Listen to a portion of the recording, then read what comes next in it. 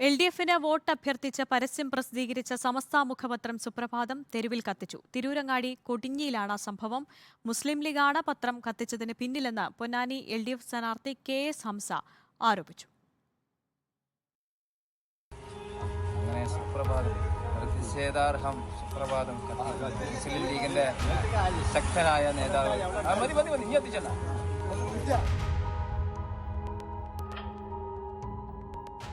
സുപ്രഭാതം പത്രം ലീഗുകാർ കത്തിക്കുകയാണ്, തെരുവിൽ കത്തിക്കുകയാണ്.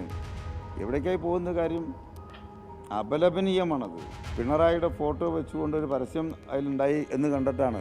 അങ്ങനെയാണെങ്കിൽ ചന്ദ്രിക പത്രം പിണറായിയുടെ ഫ്രണ്ട് പേജിൽ പരസ്യം വെച്ചുകൊണ്ട് വികസന നായകൻ UAE നിന്നും പറഞ്ഞൊരു ഇതുണ്ടായിരുന്നു, ഗൾഫിൽ എന്ന് വെച്ചു ചന്ദ്രികയിൽ അല്ലേ? അപ്പോൾ ചന്ദ്രിക കത്തിക്കണ്ടേ? ഇതൊക്കെ എത്ര കാലം ഇവരുടെ ഗുണ്ടായിസം അതൊക്കെ ആസൂത്രിതമായി ചെയ്ത പരിപാടിയാണ്.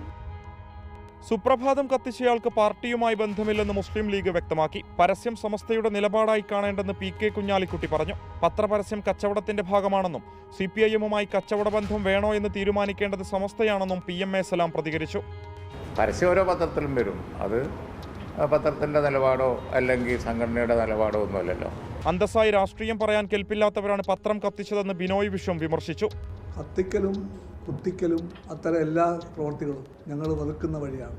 ഞങ്ങളുടെ വഴി ഈ വഴിയാണ്, സംവാദത്തിൻ്റെ വഴി, വർത്തമാനത്തിൻ്റെ വഴി, നിലപാടുകൾ അങ്ങോട്ടും ഇങ്ങോട്ടും പറയുന്ന വഴി. ആ വഴി അറിയാത്തവരാണ് കത്തിക്കാൻ പോകുന്നത്. സംഭവം പ്രതിഷേധാർഹമെന്നായിരുന്നു സമസ്തയുടെ വിദ്യാർത്ഥി വിഭാഗമായ SKSSFന്റെ പ്രതികരണം. സമസ്തയെ ശക്തിപ്പെടുത്തുന്ന സുപ്രഭാതത്തെ തകർക്കാനുള്ള നീക്കമാണ് നടന്നതെന്നും SKSSF വ്യക്തമാക്കി. 4 വോട്ട് കിട്ടാൻ എല്ലാ മര്യാദകളും ലംഘിച്ചുള്ള വർഗീയ പ്രചാരണമാണ് നടക്കുന്നത് BJP സംസ്ഥാന അധ്യക്ഷൻ K സുരേന്ദ്രൻ കുറ്റപ്പെടുത്തി. വിവിധ ബ്യൂറോകൾക്കൊപ്പം റിപ്പോർട്ടർ, തിരൂർ.